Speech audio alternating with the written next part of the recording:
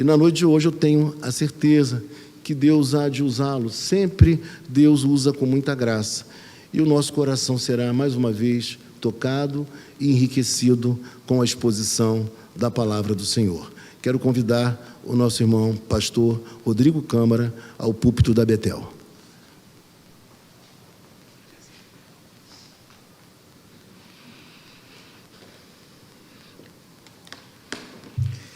Graça e paz a toda a igreja, amém? Nós estamos felizes porque, em meio a dias tão conturbados, o Senhor tem provocado lampejos de alegria na nossa vida. E fazer parte desse aniversário do Carlinhos é bênção, porque passamos por momentos cruéis, né, irmãos? De pandemia, de pessoas entubadas, mas nós estamos vivos. E porque nós estamos vivos, nós podemos crer no amanhã. E por isso nós estamos contentes. Eu estou alegre de ver tantas pessoas aqui. A igreja está cheia e nós estamos alegres porque estamos aqui com pessoas com coração, com sede. Eu quero também agradecer meu amigo presbítero Tiago, a esposa Moana que veio, a todos que estão aqui. Eu gostaria que os irmãos abrissem as suas Bíblias na carta do apóstolo Paulo aos Filipenses, no capítulo 4. Nós vamos ler dos versos 10 ao verso 13.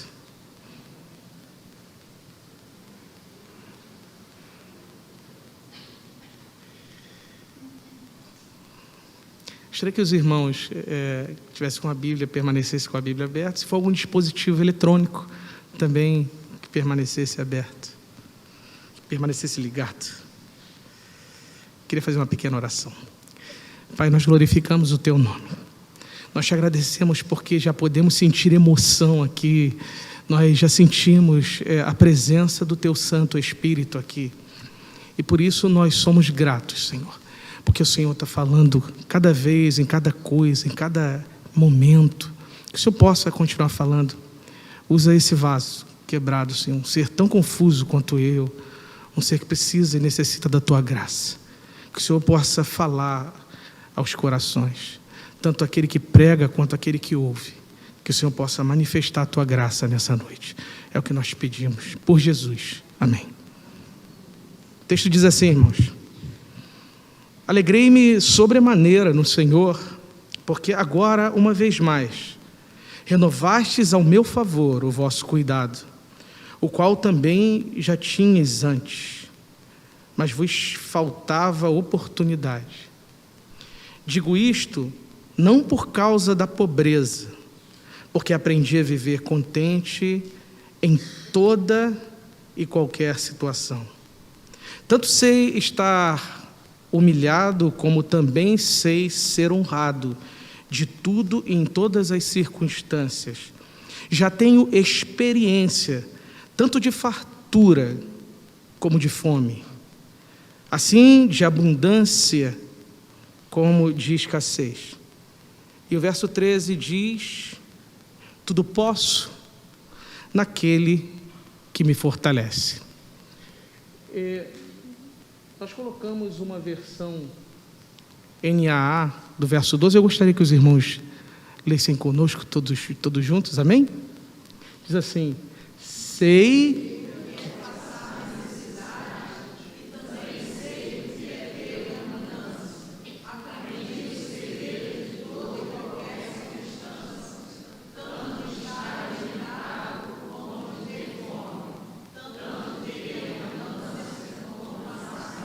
Leiamos todos juntos o 13. Tudo posso naquele... Amém.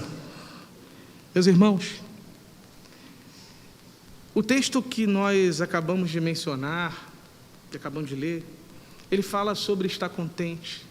Ele fala sobre alegria. E nos dias de hoje, parece que está muito difícil nós escutarmos que alguém está contente. Alguém está satisfeito, alguém está vivendo totalmente alegre. O que nos parece é que Na caminhada pastoral, nós encontramos muitas pessoas falando que estão insatisfeitas, que vivem momentos descontentes. O que parece é que ninguém está satisfeito com a vida que possui. O que nos parece é que ninguém está satisfeito hoje com o trabalho que tem. A sensação é que ninguém está satisfeito com o casamento que fez, com o carro que possui, com a casa que tem, o corpo, o culto ao corpo. Ninguém está satisfeito com o corpo que possui. Quem sabe com a saúde que tem. Até mesmo com a igreja que congregam. Parece que vivemos numa geração insatisfeita. Parece que temos uma geração insaciável, uma geração que nunca alcança o que ela quer. Uma geração que não consegue ser feliz, sempre procura um pouquinho a mais, sempre está procurando algo mais elevado, aquilo que possa trazer, de certa forma, alegria. Enquanto ela não alcança essa alegria, meus irmãos, a sensação que tem é que essas pessoas vivem em profunda infelicidade. É uma geração que nós temos hoje desenfreada, atrás de sonhos, atrás de conquistas, de realizações. Realizações estas que tragam pelo menos algum tipo de satisfação. Satisfação que deixe um pouquinho alegre ou que deixe um pouquinho contente. E por mais triste que seja, meus irmãos, a igreja contemporânea, a igreja dos nossos dias, nós temos presenciado as mesmas coisas. O que nos deixa pensativo é ver o tempo todo os cristãos infelizes, o tempo todo cristãos insatisfeitos, o tempo todo cristãos descontentes. Raramente nós vemos um crente radiante de alegria, de felicidade. Parece que estamos rodeados de crentes em depressão e descontentes. E aí quando você pergunta a alguém, e muitas vezes eu pergunto isso, faço um teste, e eu pergunto, por que você está assim? E a resposta que muitas vezes nós temos com frequência é, eu ainda não alcancei o que eu quero. Eu não conquistei. Eu não consigo o meu objetivo. Parece que ele não realiza o desejo, o objeto do desejo. Parece que ele está sempre com a insatisfação, com o não contentamento ao seu lado. Talvez você já tenha visto isso, já tenha se deparado por isso. Nossas igrejas muitas vezes parecem ir na contramão do Salmo 122.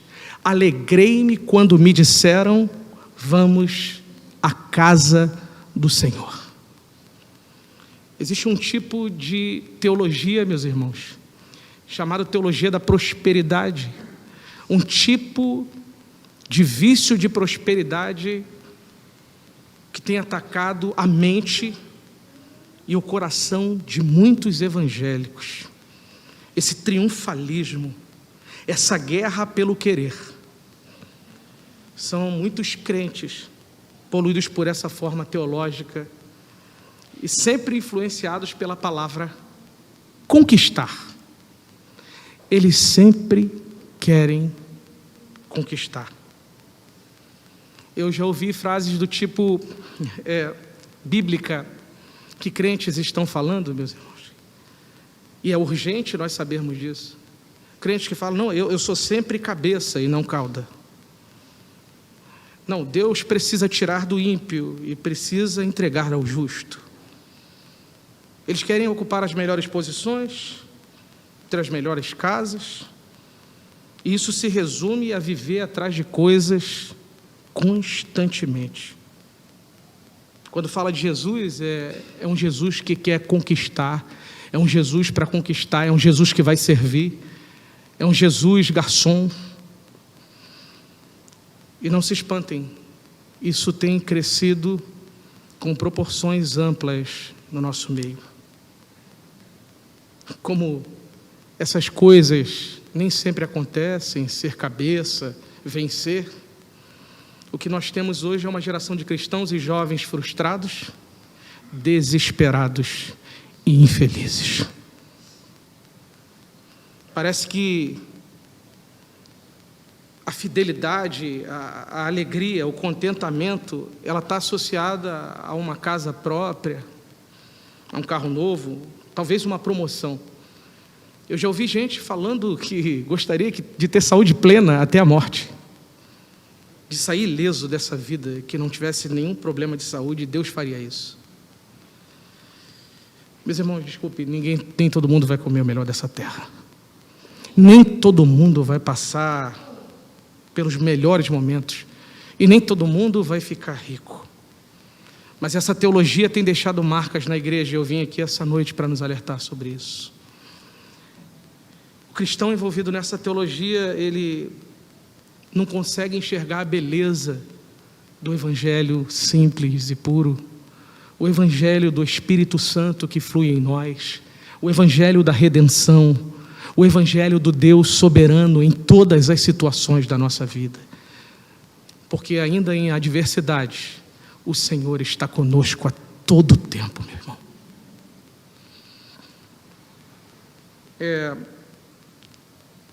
1 Coríntios, capítulo 15, 19, diz: se a nossa esperança em Cristo se limita apenas a esta vida, nós somos os mais infelizes de todos os homens.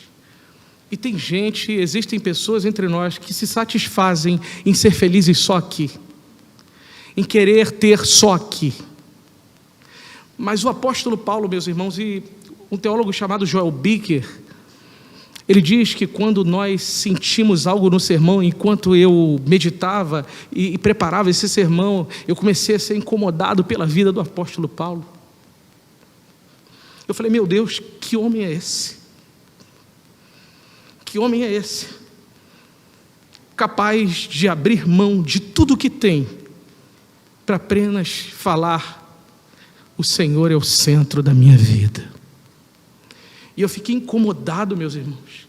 E eu parei para orar naquele momento e me ajoelhei, pensando no apóstolo Paulo, um homem tremendo, um homem diferente, um homem fora do comum, que abdicou de tudo para dizer que Jesus era o centro da tua vida. Meus irmãos amados, nós temos de ter cuidado para não cair nesse canto da sereia. E tem muita gente boa caindo nesse canto da sereia, de uma teologia que nos traga uma felicidade momentânea, uma felicidade passageira de querer mais. Paulo nos diz que nós não precisamos de nenhum fator externo para ser feliz, para ter alegria, para ter contentamento.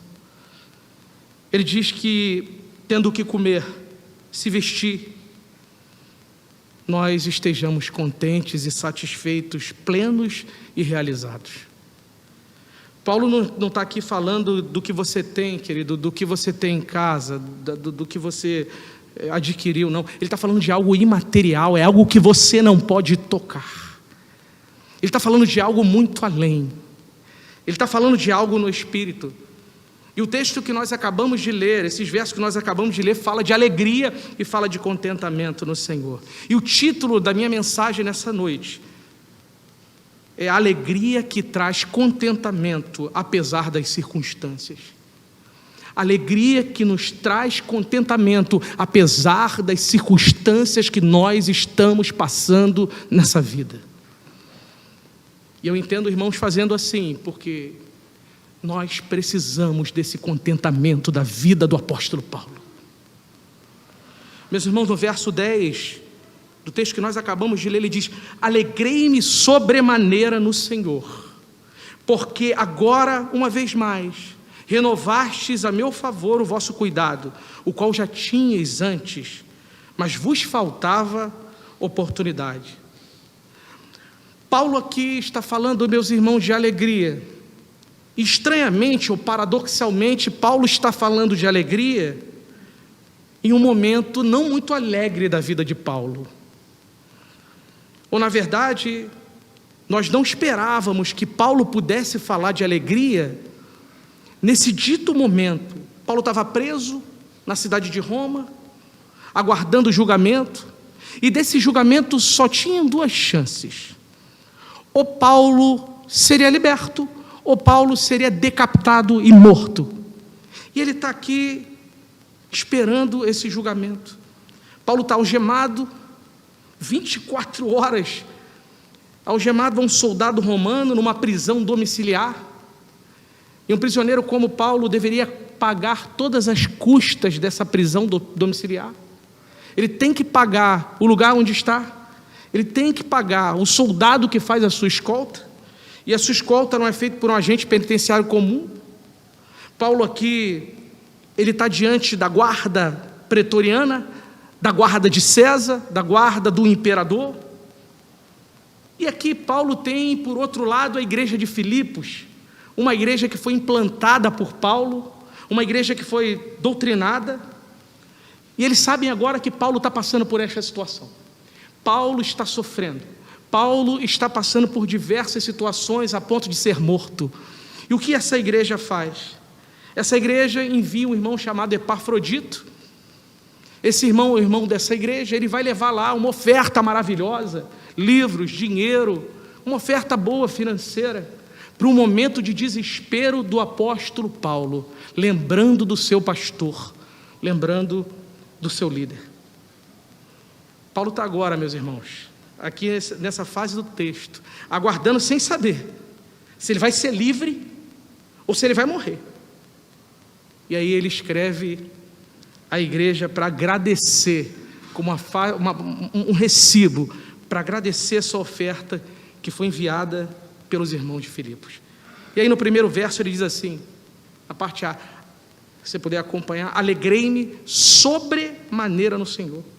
Ele diz assim: olha, eu não estou alegre não, meus irmãos, eu estou muito alegre, e essa alegria, ela está falando ao meu coração.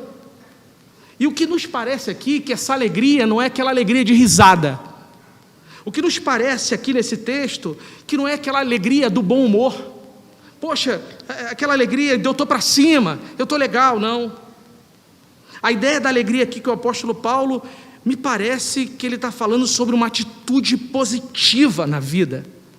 Uma alegria do contraponto da murmuração, uma alegria do contraponto do desânimo, uma alegria do contraponto da desesperança, meu irmão. Parece uma atitude de bem-estar. Essa carta fala muito sobre Cristo, Cristo, Cristo. É como se ele falasse: cristifique-se, porque existe uma alegria além. Essa é a palavra, cristificar-se. A paz que Paulo está sentindo aqui, dessa alegria, é a paz que está no verso 7. A paz de Deus que excede a todo o entendimento, aquela paz que guarda o nosso coração. Paulo está sentindo isso. É essa alegria, é essa paz que Paulo está sentindo. A paz que guarda o nosso coração, a paz que guarda a nossa mente, que guarda o nosso pensar, o nosso sentir em Cristo. Essa paz interior, de estar tudo em ordem. É como se ele falasse: ó, você está sentindo uma alegria que coloca tudo em ordem dentro de você. Tudo que está desordenado começa a ter uma ordem. Essa paz do mundo interior que Paulo está nos falando, apesar do caos externo, apesar das situações externas, apesar dos pesares. Apesar de milhares de razões para não estar, Paulo, me parece, está alegre escrevendo essa carta. É como se Paulo dissesse diante disso assim: eu estou bem, calma, eu estou prestes a ser morto, a acontecer tantas coisas, mas eu estou animado, eu estou com boa expectativa, está tudo bem, eu estou positivo na vida.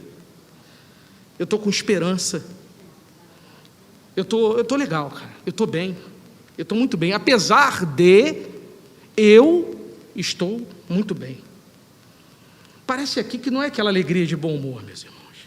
Ele está bem. Ele está dizendo assim, ó, não se preocupem comigo. Não se preocupem, está tudo bem. Apesar de eu ter motivos para não estar, mas eu estou bem. Eu estou muito bem. Isso tem algo que nos é comum aqui essa noite. Isso tem algo que nos é muito comum aqui essa noite.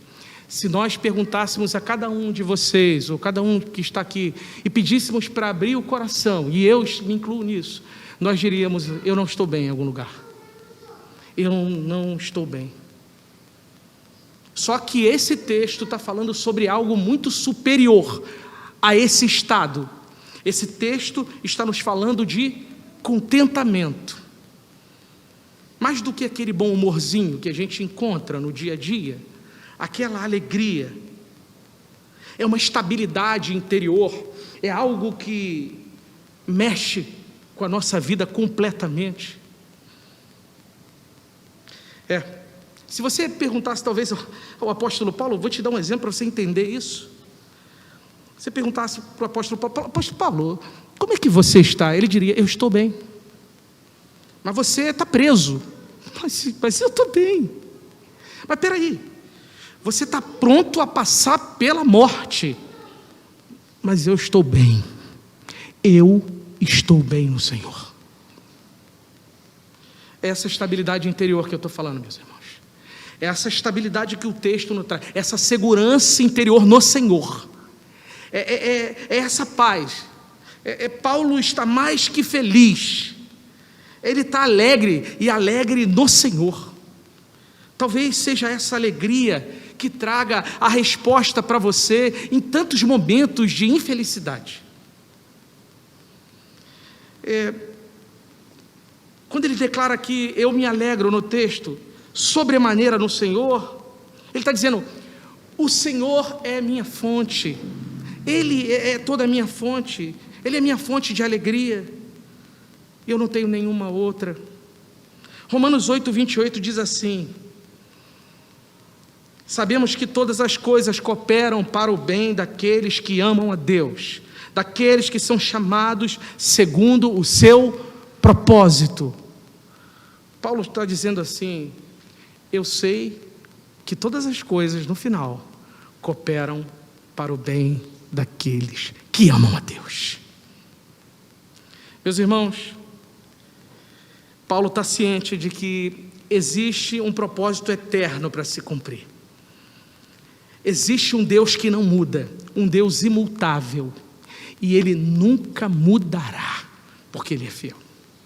Por isso, eu te encorajo, aqui nessa noite, permaneça com a sua alegria no Senhor, independente das circunstâncias da vida.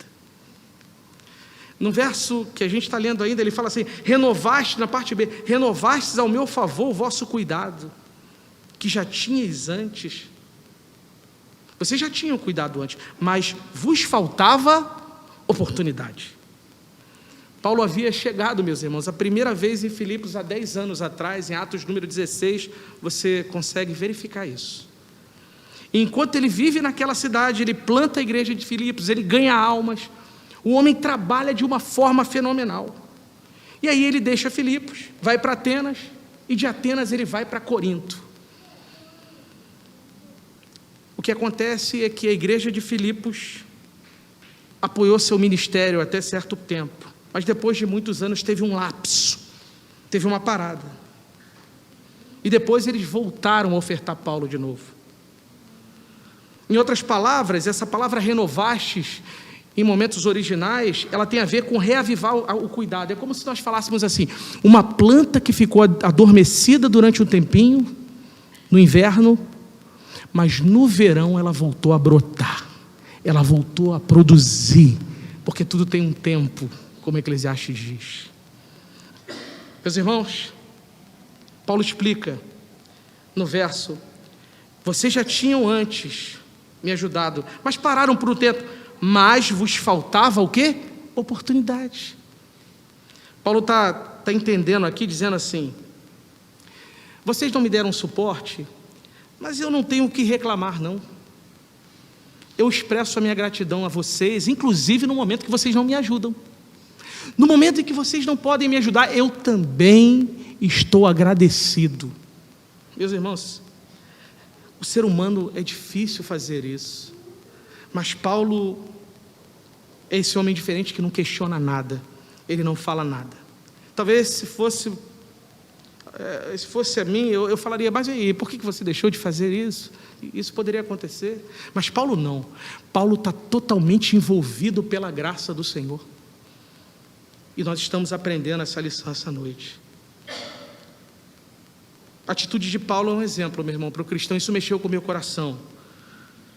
Porque Paulo não coloca a sua alegria atribuída à circunstância. Mas ele sabe que a mão de Deus está agindo a todo momento. Independente da situação ou circunstância que nós estejamos passando, a mão de Deus está trabalhando a todo tempo. Ele diz, no verso 11, digo isto não por causa da pobreza, porque aprendi a viver contente em toda e qualquer situação. Ele está dizendo assim, eu digo isso, meu irmão, porque não é que eu esteja necessitado.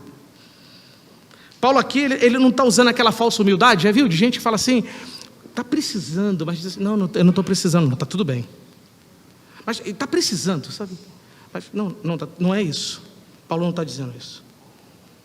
Paulo está dizendo aqui, eu sei que vocês estão me ofertando, mas essa oferta verdadeiramente não é o meu problema.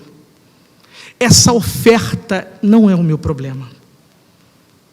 Necessidade não me afeta. Necessidade não mexe comigo. Necessidade não me deixa sofrer, como vocês estão pensando. Porque aqui, meus irmãos, há um equilíbrio. Paulo está dizendo, muito obrigado, mas verdadeiramente eu não sofro demais por isso. Eu não sofro demais por necessidade, por entrar num processo. Eu aprendi a viver contente em toda e qualquer situação. E quando ele fala aprendi, eu aprendi aqui, e eu fiquei assim, pesquisando em alguns vernáculos para a gente desmistificar isso. E quando você vê a palavra aprendi, ela está sempre dentro de um processo. Todo mundo percebe que quando aprende alguma coisa, passou por aquela coisa diversas vezes. E se existem professores aqui, como nós, quando nós falamos em aprender, nós usamos a boa regra da homilética. Aprender é repetir, repetir e repetir. Se você, meu irmão, minha irmã, aprendeu alguma coisa, é porque você passou por essa coisa muitas vezes. E aqui, Paulo está dizendo que aprendeu. E se Paulo aprendeu, ele passou por esse processo. Ele está falando, eu estou alegre, não só porque essa situação mudou, é porque a minha fundamentação de alegria está em alguém muito maior do que qualquer alegria humana. O meu fundamento de alegria está muito maior do que qualquer coisa que haja. E aí, meus irmãos, essa palavra contentamento que Paulo está sentindo aqui, vem de uma palavra grega chamada autarqueia, que vem realmente de autarquia, que a significação melhor é plena suficiência. Paulo está plenamente suficiente em Deus. Eu aprendi a me sentir plenamente satisfeito em Cristo. Ele está dizendo, eu aprendi que Cristo é tudo o que eu preciso. Porque Paulo sabe, meus irmãos, que todos os recursos que ele precisa estão escondidos no Senhor. Paulo tem tudo de que precisa, meu irmão, porque a plenitude do seu Salvador está sobre ele. E esse aqui é o segredo do contentamento. É saber que toda a plenitude, todo o suprimento que nós precisamos da nossa vida, desde o primeiro dia até o final, estão escondidos no Senhor. Não se preocupe. E no verso 12, ele diz assim: eu tanto sei estar humilhado, como também sei ser honrado. Tudo e todas as circunstâncias eu já tenho experiência, eu já passei por elas. Tanto de fartura, quanto de fome. Tanto de abundância, quanto de escassez. A impressão que se tem é que Paulo está falando de extremos da vida. Olha, fartura, fome. Abundância, escassez. Ele diz assim: eu sei o que é passar necessidade, e eu sei também o que é ter abundância. Eu sei, eu aprendi o segredo de toda e qualquer circunstância da vida. Eu sei estar alimentado, eu também sei o que é não ter nada. E a chave dessa tradução, meus irmãos, está lá em Filipenses 2,5. A palavra mais correta que deveria estar aqui, nem na NAA nós acharíamos, numa Bíblia mais nova.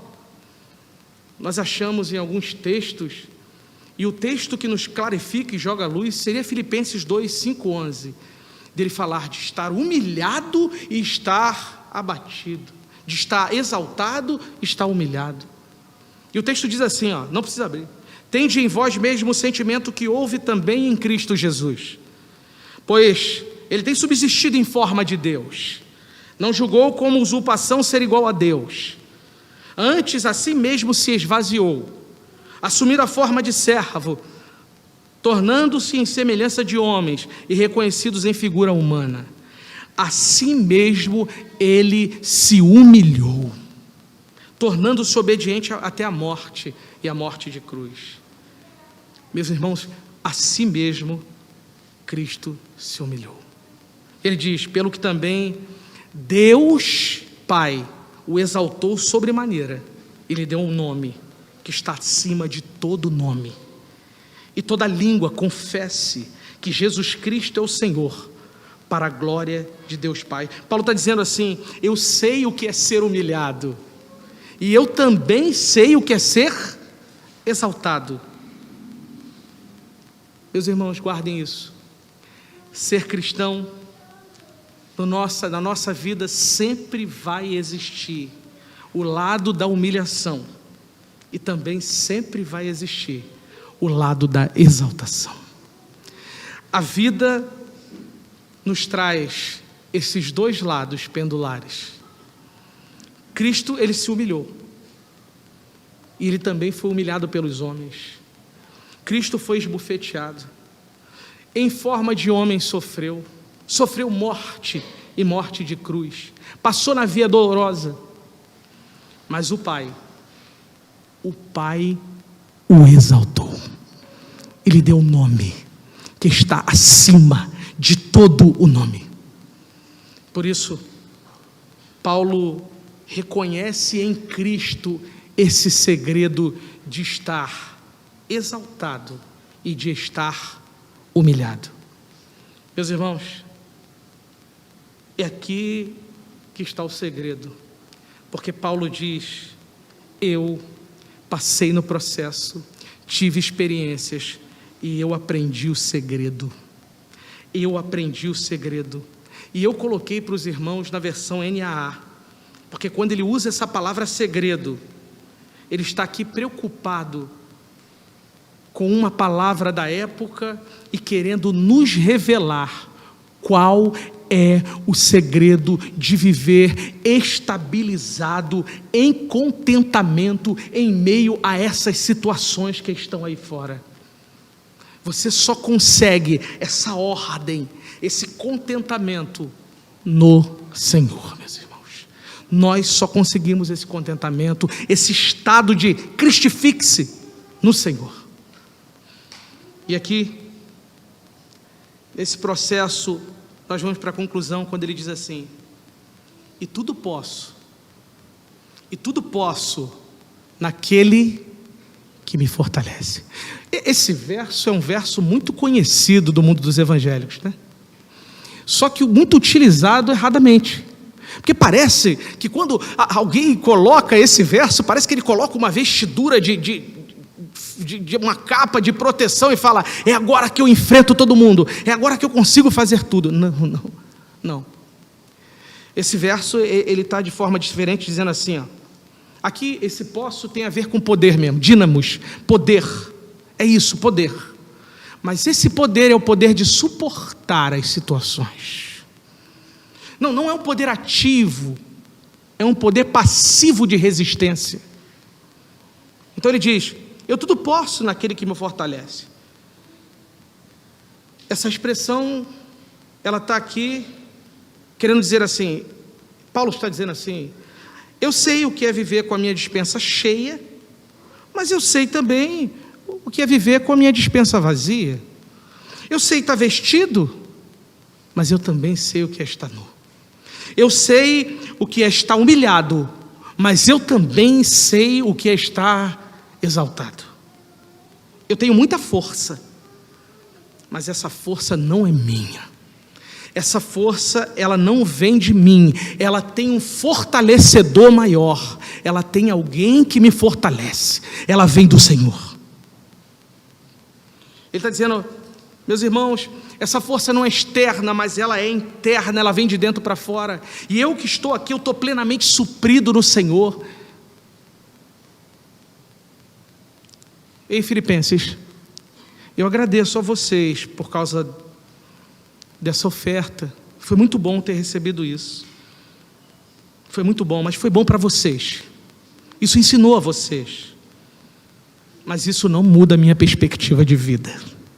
Eu posso receber, mas essa necessidade ela não mexe comigo, porque eu estou fortalecido no Senhor.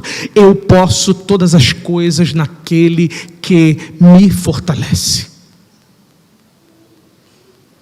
Não é ser pobre que me faz cristão, e não é ser rico que me faz feliz. O que mais me faz feliz é Cristo. Esse é o segredo da felicidade, é experimentar a vida de Cristo, tanto na humilhação, quanto na sua exaltação cotidianamente, meu irmão, no seu dia a dia.